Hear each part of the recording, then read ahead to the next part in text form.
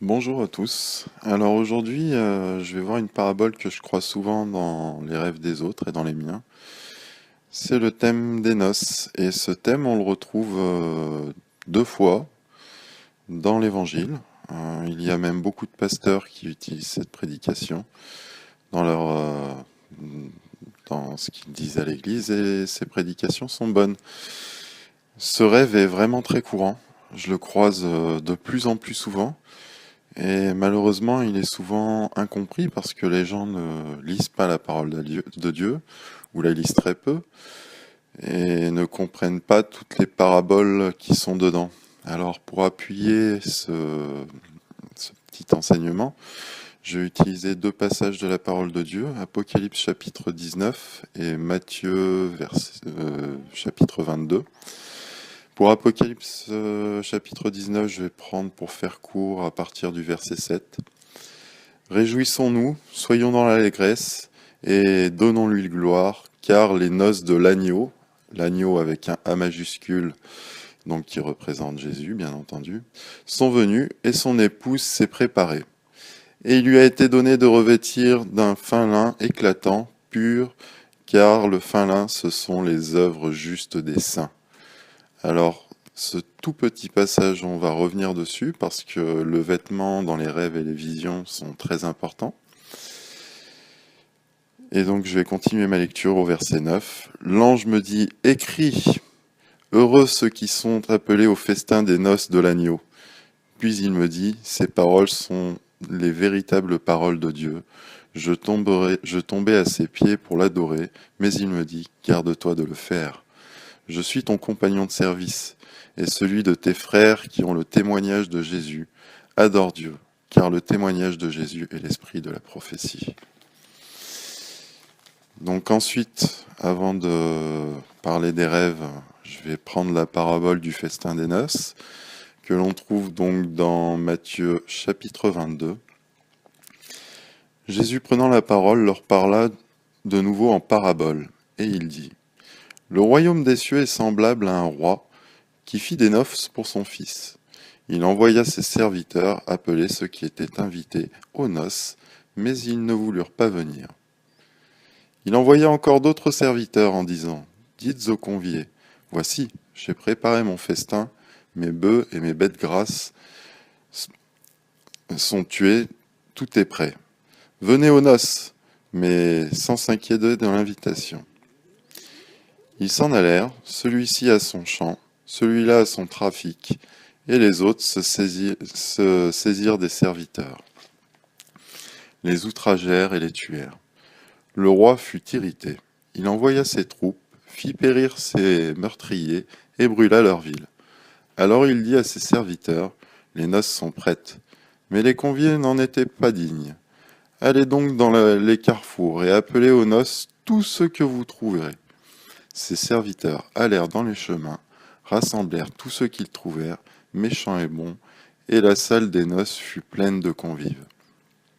Le roi entra pour voir ceux qui étaient à table, et il aperçut un homme qui n'avait pas revêti un habit de noces.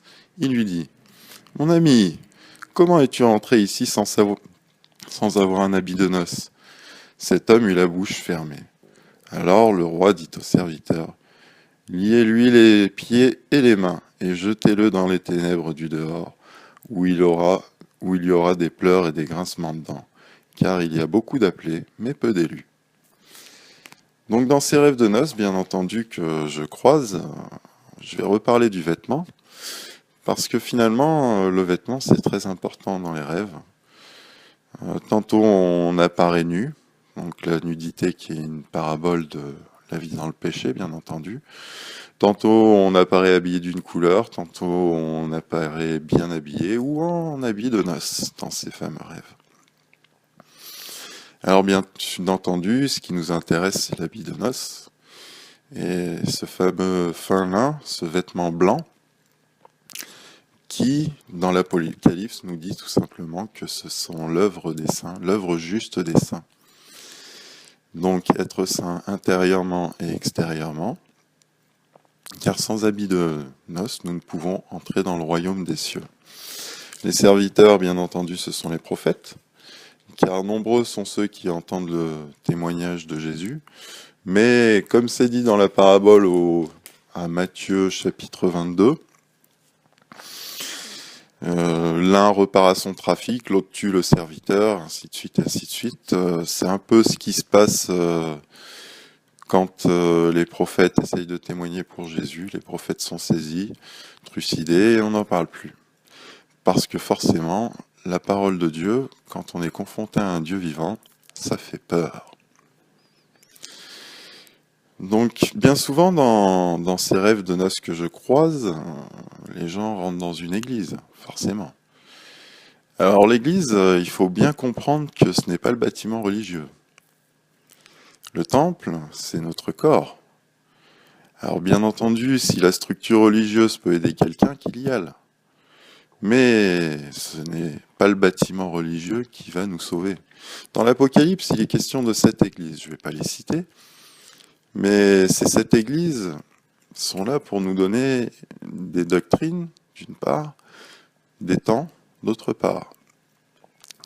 En lisant les églises, je vais prendre juste un exemple, l'église d'Éphèse. L'église d'Éphèse représente donc la première ère, les premiers chrétiens, donc les premiers protestants qui ont été massacrés en masse et qui aujourd'hui est une église que l'on peut qualifier de morte. Car finalement, il n'y a plus le Saint-Esprit, il n'y a plus le don spirituel. Les protestants luthériens, tels qu'on les connaît, font la justice de Dieu. Les nations protestantes sont bénies de Dieu. Il faut être aveugle pour ne pas le voir de toute façon. Que ce soit en Europe, il y a 3 nations protestantes et ce sont les 3 nations les plus riches d'Europe. Aux États-Unis, c'est une nation, bon, il y a un peu de tout aux États-Unis, mais c'est quand même une nation à dominante protestante et on voit bien que même si ce pays est le plus endetté du monde avec 1000 milliards de dollars de dette, cette nation est quand même bénie, elle n'a pas d'effondrement. Donc l'Église, c'est tout simplement l'Église au sens spirituel, c'est-à-dire ceux qui auront trouvé le chemin de la vie, ceux qui auront cherché Dieu, qui auront trouvé Dieu, qui se seront sanctifiés et qui auront tenu bon jusqu'au bout pour obtenir la couronne de gloire éternelle. Donc, ce qu'il y a de bien dans cette église que l'on retrouve dans l'Apocalypse, donc je dis c'est une église d'air, mais il faut aussi savoir se reconnaître dans une de ces 7 églises. C'est-à-dire qu'on le voit beaucoup, par exemple, je le vois chez les vieux chrétiens, ceux qui sont nés d'une bonne famille chrétienne, qui ont vécu en Jésus longuement comme l'église d'Éphèse, sont bien souvent des chrétiens qui ont un peu oublié leur premier amour à la fin de leur vie, et c'est dommage. Donc en fait, quand on lit l'Apocalypse et qu'on regarde cette église, il faut vraiment essayer de se situer. Est-ce qu'on est une église tiède? Est-ce qu'on est une église? Est-ce que le temple de notre corps est une église qui a beaucoup souffert mais qui ensuite est retournée dans le monde? Est-ce qu'on est une église telle l'église de Philadelphie qui rejette toutes les œuvres de Satan et qui sait rester sainte? À nous de nous situer au niveau de ces 7 églises, car comme je le dis, ce sont des églises spirituelles. Alors ces rêves de noces sont très importants parce que, en gros, Jésus vous déroule le plan. Il vous déroule le plan de comment vous allez le chercher et le trouver. Et bien souvent, les gens, quand ils reçoivent ce genre de rêve, bon, ils comprennent que ce n'est pas une prémonition ou quoi que ce soit, parce que ceux qui reçoivent ces rêves sont parfois même des gens déjà mariés. Donc ils se rendent bien compte que ça n'a rien à voir avec les noces au sens véritable. Alors heureusement, dans tous les rêves que j'ai croisés, les gens étaient plus ou moins habillés en vêtements blancs. C'est déjà une excellente nouvelle. Par contre, ce qui se passe généralement dans ces rêves avant les noces est toujours plus ou moins la même chose, à savoir qu'ils sont poursuivis par des bandits ou ils sont entourés d'une nuée de corbeaux. Et cela représente plus les œuvres du diable, le diable qui nous poursuit. Alors le diable, je le rappelle toujours, n'est pas une bête à cornes comme Walt Disney essaye de nous le faire avaler depuis que nous sommes enfants. Le diable est avant tout un séducteur. Le corbeau, c'est bien souvent les nuées de mauvaises nouvelles, mais c'est aussi une représentation de l'esprit de Satan, comme c'est donné dans certaines paraboles. Par exemple, la parabole des différentes graines. Donc, il faut vraiment faire attention à ces petits détails. Quand on reçoit une vision de ce genre, on la note pour soi-même, pas forcément pour la donner à un autre. Et surtout, on essaye de la comprendre correctement en priant, en demandant à notre Seigneur l'interprétation pour certaines couleurs, pour certains détails qui vous choquent.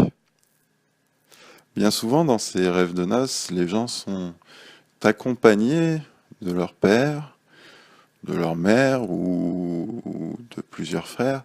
Et tous ces petits personnages sont bien souvent des personnages qui nous représentent nous-mêmes. Donc, il ne faut pas non plus les prendre au sens propre, tous les personnages que vous croisez, bien entendu. Il y a plein de choses dans ces paraboles et la noce, c'est finalement ce que tout chrétien attend. Toute mort est certaine. Ça ne sert à rien d'attendre une fin des temps, fin du monde et tout cela. La mort peut venir comme un larron du jour au lendemain. Et c'est pour cela qu'il faut s'attarder d'abord à la recherche de Dieu et à revêtir le fin lin pour pouvoir trouver Jésus. Alors bien entendu, si nous n'avons pas le fin lin, l'œuvre ne sert à rien. Moi, je le vois personnellement. Je ne suis pas saint intérieurement et extérieurement. Et même si je fais l'œuvre de Dieu, ce n'est pas cela qui va me sauver. Ce qui va me sauver, c'est ma foi. C'est Jésus qui me fera grâce parce que c'est une grâce. Ce n'est pas par le mérite que l'on obtient cette grâce, c'est parce que Dieu l'a voulu. C'est par un effort de sanctification, par un effort de l'étude de la parole de Dieu, en restant dans une prière, si possible, de chaque instant, tout du moins dans un état de prière, et vraiment en gardant une foi pure et irréprochable, quelles que soient les attaques du diable, parce que bien entendu, le diable ne veut pas qu'on accède à l'éternité. Pourquoi le diable voudrait, vu que lui n'y a pas le droit? Quand on parle de mariage, il faut bien comprendre aussi qu'il s'agit d'un mariage intérieur.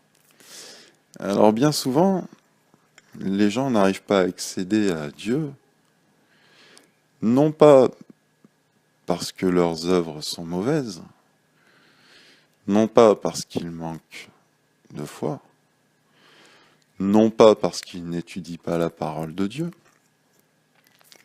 mais tout simplement parce qu'ils n'arrivent pas à s'aimer eux-mêmes. Bien souvent, le premier accusateur, ce n'est pas nous, ce n'est pas les autres, mais c'est nous-mêmes. À savoir que nous n'arrivons pas à nous aimer nous-mêmes. Parce que on se voit en notre intérieur et parfois on déteste ce que nous sommes intérieurement. Or, personne n'est parfait et il faut savoir accepter nos qualités comme nos défauts. Il faut accepter toutes ces parts de nous, cet enfant intérieur, ce côté un peu féminin, ce côté masculin, ce côté père, mère. Toutes ces parts de nous, il faut savoir les accepter, les développer dans leurs qualités et leurs défauts, tout en essayant de les améliorer, de sorte qu'elles soient conformes à la parole de Dieu. La recherche de Dieu est comparée à un chemin. Qui dit chemin dit marche. Tout ne se fait pas en un jour. Mais pour pouvoir accéder à ces noces, il faut savoir s'aimer. Bien souvent, les gens nous jugent par rapport à telle qualité ou tel défaut, mais telle qualité ou tel défaut, surtout les défauts, sont parfois même des forces. Moi, des défauts, j'en ai plein, j'en ai des tonnes. En gros, bien sûr, j'essaye de les améliorer et j'y arrive pas toujours. D'ailleurs, il faut être bête pour ne pas essayer de les améliorer. Quoi qu'il arrive, ces rêves de noces sont là pour vous. Et il faut les écouter. Ils sont bons. Si vous en avez un, ne courez pas vers votre pasteur pour qu'il vous donne l'interprétation de ce rêve. C'est à vous de faire la démarche par la prière, par d'autres rêves que vous croiserez, de trouver les clés d'interprétation. Je donne quelques généralités pour vous aider et pour vous faire comprendre que les noces, le mariage que vous avez rêvé, ce n'est pas un mariage au sens propre.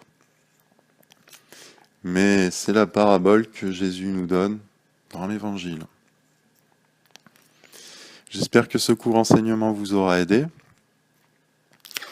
J'espère que votre recherche de Dieu avance et que vous n'êtes pas dans le désert comme moi, dans cette marche difficile. Et surtout, et si vous êtes dans le désert, que vous gardiez la force en Jésus de pouvoir accéder à la Terre Sainte. Amen. Bonne journée.